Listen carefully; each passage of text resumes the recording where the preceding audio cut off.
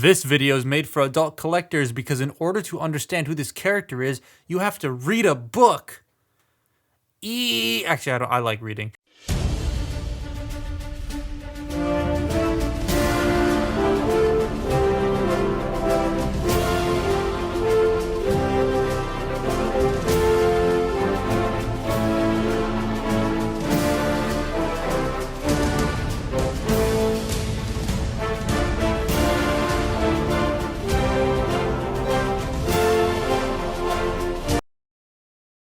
A lot of people seem to not know who this particular character is. He's from the Aligned books, which I urge you to read because they are very good.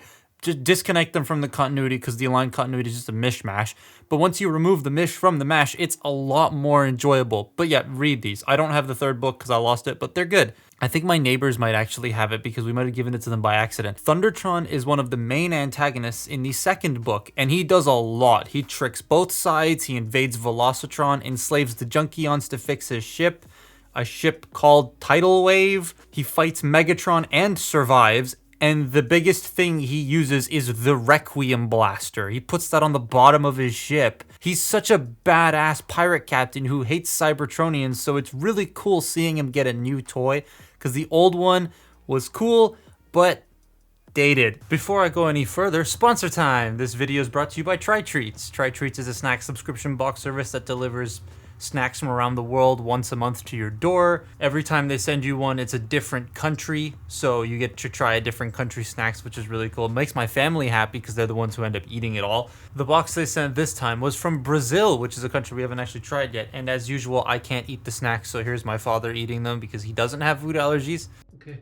All right, so this box is from Brazil. Yes. I can't wait to try it. The first one is this Passatempo. So basically it says it's cookies. I just realized that in the background there's a Charles and Diana newspaper. Well, I should be covering that with my big fat head. Here, we'll put the moon one in the frame. I almost got it open now. Almost. We'll be there in a minute. Oh, it's open. Finally. No, it's not yet. It's almost open. You're still going. The opening. Oh my god. Oh well. All right. Good job. Thank you. Yeah? Mm-hmm. Is that just an on-camera good or is it actually good? It's actually good. Okay. I have more later. It's not too sweet. So if you want to get started on one of these, you can use code THATTOYGUY at checkout through the link in the description below, and you'll save 15% off your first box purchase, which is always nice. So thank you very much, Tri-Treats, for sponsoring today's video. Now back onto the actual toy. So how does this compare? Well, I didn't actually love it at first. I thought it was neat, but first impressions made it feel a bit bland to me, but once I picked up the old one again, it made me appreciate the solidity and the improvements of the new one, that I now love the new one a lot. I like the way that you can really feel the pirate aesthetic on this dude. The old one had that too, but I feel like the new one's bulk just really helps sell that a tad more, like he's wearing one of those long sort of pirate coats. The sword feels more pirate and the head feels a lot like Davy Jones. Bro's about to stand there and start playing the organ and shouting, "Full bore into the abyss." Of course there was going to be a Pirates of the Caribbean reference in here. I love those films. I love the new bigger shoulder pads. The fact that they don't look disjointed when moving the arms around unlike the old one is really cool. I also very much enjoy the way the lion head integrates into the body. Kind of reminds me of like Razor Claw from the Predacons. The white and blue work so well together here, and the bronze is a nice complement to those colors, and the plastic feels nice and sturdy. Like if I have him here next to Velocitron Scourge, Hauler, and Armada Starscream, he just kind of feels a bit better than those three, which is very nice. He looks less like the crotchety old man with the bad back on this toy like he did on the original, which I very much appreciate. And while the back is very, very clean, which is a good thing, I kind of wish there was something there to fill things out just a bit more. Hear me out. I've gotten so used to Transformers having something sticking out of their back that it makes them, to me, feel a tad bit more robotic. And this guy is extremely flat and boring in the back section. Basically what I'm saying is I kind of wish he could store his sword on the back. That's all it would have taken, is a little slit, put the sword back there, would have been really cool. That's my only real visual complaint. I really like the asymmetrical battle scarring on his coat and his hip skirts, though the original Barnacles idea that they had planned would have also been very cool to see. He can also do the peg leg. That's like the best part of this damn toy, to be completely honest, because like That's such a Thundertron thing to do, and it plays so heavily into that Davy Jones thing. I feel like that was the inspiration for Thundertron's design, now that I think about it. I don't buy upgrade kits, but if someone made a Davy Jones hat for this toy, I would buy the shit out of that. One of my biggest complaints is the limitations in the waist because of the sculpt. I'll show you, and actually, you know what, let's just do the posing right now. So Thundertron's articulation is all the standard posability, but there are some limitations, some weird ones. So the head is on a ball joint, but he can only look up that far. He can't really look down because of his beard, and he can only look left and right that far because of his beard, and there's no tilt. I kind of wish that had a little bit more range to it. They've sculpted a neck in there, but like, would have been nice if that neck was just a ball joint so you could do a bit more. These shoulder pads, they're on hinges, so they can just move around like that. The arms can go forward that far, they can go back that far, they can go in and out. Whoa, don't do the splits on me. You have above the elbow rotation, a single jointed elbow that bends more than 90 degrees. He does have wrist swivels. They're a little bit like hard to use because of this, but they are there.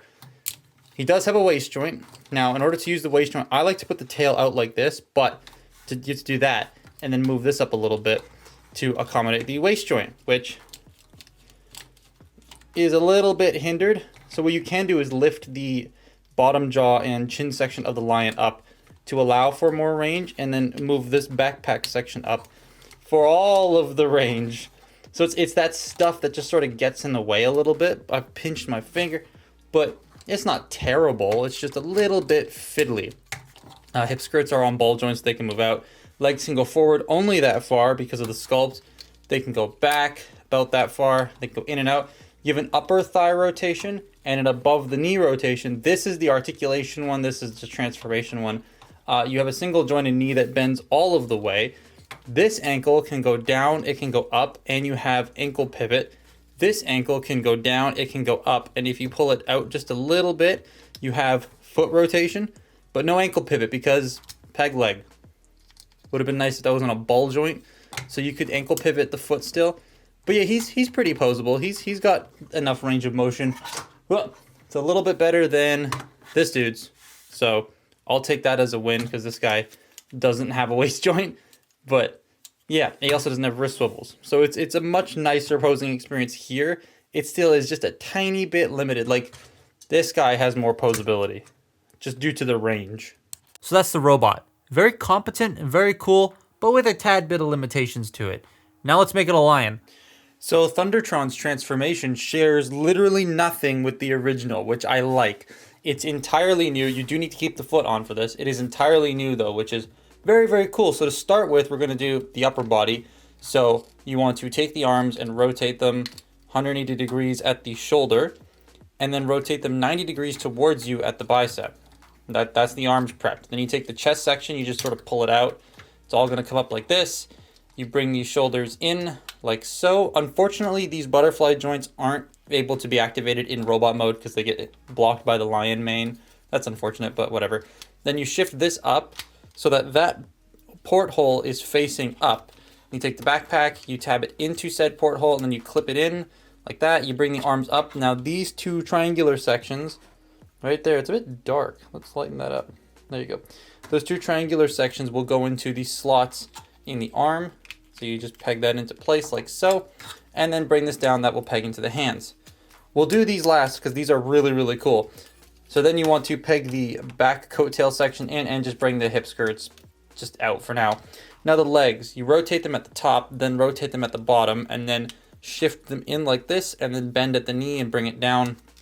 And that'll just sort of engulf all of that and keep it shaping. So you do that on both sides. Very easy to do. This does lock, you can't hear it click into place, but it does lock into place super securely and is actually quite satisfying, which is very nice. So get all of this situated here, like so. Let's get the legs sort of evened out. Now, you open up the shoulder pads, unfold out the lion arms, rotate them, and then peg them into the forearms of the robot. And that is really, really satisfying to do. That's extremely nice to do, just back and forth. And then fold the mane in, and then move the camera down. And there you have the lion. That is a very, very nice transformation. I just wish the sword had somewhere else to go. I don't know where I put it. Where did it go? Oh, here it is. I wish it had somewhere else to go other than right here. like at the top. It would have been nice if it could like, there's this big slit right here, if it could sort of just sit in here, or even if it became the tail, because this tail gets in the way in posing in robot mode. It would have been nice if this became the tail, and then you didn't have to worry about that. All right, that would like look, that would have been fine. I would have been okay with that, but they didn't do that, which is a bit pain, but whatever. Still, lion transformation, very fun. Lion mode. Okay, it has a mane, but it also looks like the face of a dog. But the wiki and Hasbro say, because it's based off a Lionzoid, that it's a lion. So, hey, I've heard some people say this is a dog instead of a lion, like a wolf, which is why I bring that up. But this is an intimidating looking lion. It's big and bulky and full of pizzazz. The way the front legs are done is about as interesting and unique as the original. What I mean is the original does something super neat to make the front legs, and this new one also does something super neat and yet different from the original to make the front legs. The back legs are still just like, hey, here's the robot legs, but at least this time they take more of an effort to fit in. I just wish the hips had like a place to secure, because they can look a bit odd in certain angles because one foot is sculpted at an angle and one foot has an ankle tilt, so it becomes a bit weird. He's very much just kind of static. There's a little bit of articulation, but it's not super useful. Though his mouth does open and his mane can flare, so that's nice. I mean, I really like how this looks. I'm very curious to see that leader one when they announce it, because it's supposed to like have a bunch of stuff packed in with it. I'm hoping it's 3 minicons to form the Requiem Blaster. But of course, yes, I recommend this. It doesn't feel like a wasted slot, more like a love letter to the original weird character in the Prime RID or PRID toy line that was supposed to be in a season of Prime, but got shafted, went into a book, and the book was awesome. It's solid, big, chunky, fun, and interesting. It's actually taller than Hauler. This is about the same price. It is taller than him and bigger than him in both modes. So you can very much see where your money's going, especially when you compare it to other Voyagers, because he just feels bigger. So I definitely think he's worth it. But that's my look at, what's his name? Thundertron, that's it. I almost said Thundercracker, that's not right. Follow me on Twitter and Instagram, and I'll see you next time. Bye-bye.